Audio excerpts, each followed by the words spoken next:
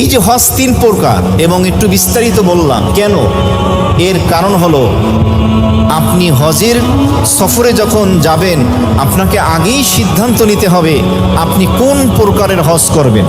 হজ যেহেতু 3 প্রকার, আপনি কি ইফরাদ হজ করবেন, তামাত্তু করবেন নাকি কিরান করবেন।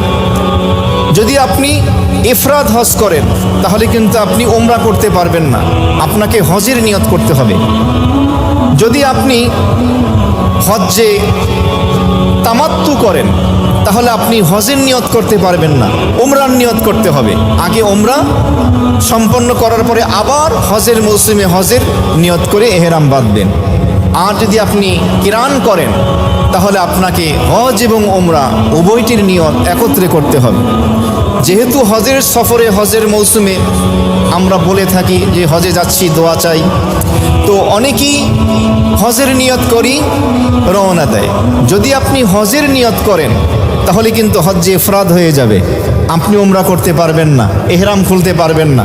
সেই জিল হজের 10 তারিখ জামারায় বড় শয়তানকে 60টি কঙ্কর নিক্ষেপ করার পরে এরপরে গিয়ে আপনি হজের কোরবানি করার পরে এরপরে আপনি সেখানে ইফরাদ হলে হজের কোরবানি না করলেও চলে, ওয়াজিব না।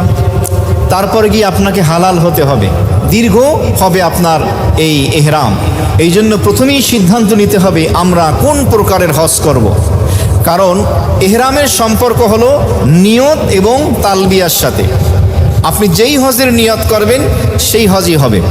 প্রশ্ন হলো যে আমরা কোন প্রকারের হজ করব। তো উলামায়ে কেরাম বলেন যে 3 প্রকারের যে কোনো প্রকারের হজই আপনি চাইলে করতে পারেন।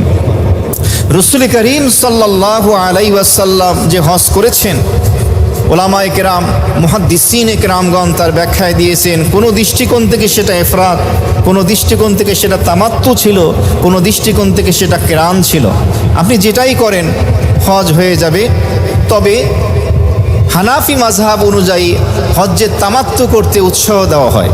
যেই হজের সফরে উমরা আছে, প্রথমে উমরার নিয়ত করে এহরাম বাঁধবেন, উমরা সম্পন্ন করার পরে হালাল হয়ে যাবেন। এরপরে হজের মৌসুম আসলে হজের নিয়ত করে হজ সম্পন্ন করবেন। অর্থাৎ উমরা এবং হজের এহরাম পৃথক হবে, এহরাম দীর্ঘায়িত হবে না, সহজ হবে। এই জন্য হজ্জে তামাত্তু করার জন্য উৎসাহ দেওয়া হয়।